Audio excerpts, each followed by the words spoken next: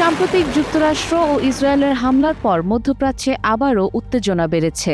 এর জবাবে ইরানের ইসলামী বিপ্লবী গার্ড কর্পসকে হুঁশিয়ারি দেন মার্কিন প্রেসিডেন্ট ডোনাল্ড ট্রাম্প। তিনি বলেন, অস্ত্র সমর্পণ করলে দায় মুক্তি দেওয়া হতে পারে, অন্যথায় কঠোর পরিণতির মুখোমুখি হতে হবে। তবে বাস্তবে এই বার্তার দৃশ্যমান কোনো প্রভাব পড়েনি, বরং পাল্টা পদক্ষেপের মাধ্যমে অবস্থান স্পষ্ট করেছে তেহরান। ফলে প্রশ্ন উঠেছে, ওয়াশিংটন কি ইরানের সামরিক ও রাজনৈতিক কাঠামোকে যথাযথভাবে মূল্যায়ন না করে ভুল করছে?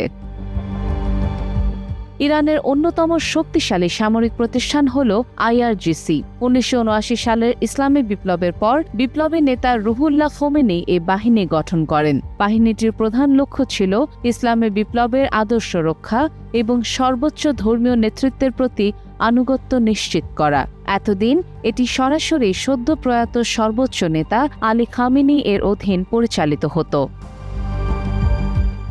IRGC কেবল শুধু একটি সামরিক ইউনিট নয়, এটি ইরানের রাজনৈতিক, নিরাপত্তা ও অর্থনৈতিক কাঠামোর সঙ্গে গভীরভাবে জড়িত। স্থল, নৌ ও বিমান শাখার পাশাপাশি বিদেশে বিশেষ অভিযান পরিচালনার জন্য রয়েছে কুদস ফোর্স আর অভ্যন্তরীণ নিরাপত্তায় সক্রিয় আধা সামরিক বাহিনী বা সিজ।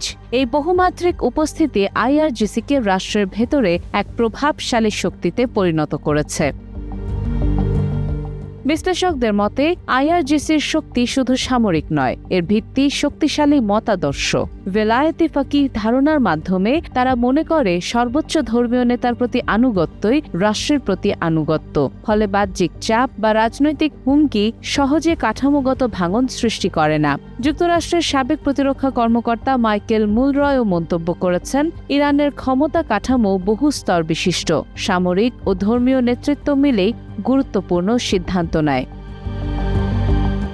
বর্তমান প্রেক্ষাপটে চাপ বাড়লে ইরানের রাষ্ট্রীয় কাঠামো দুর্বল না হয়ে বরং আরও সামরিকীকরণের দিকে ঝুঁকতে পারে, যেখানে IRGC-র প্রভাব বৃদ্ধি পাবে।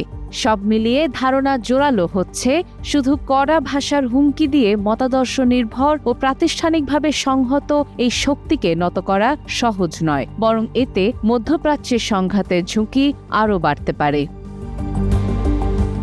সাদিয়া ইসলাম, টাইমস টুডে।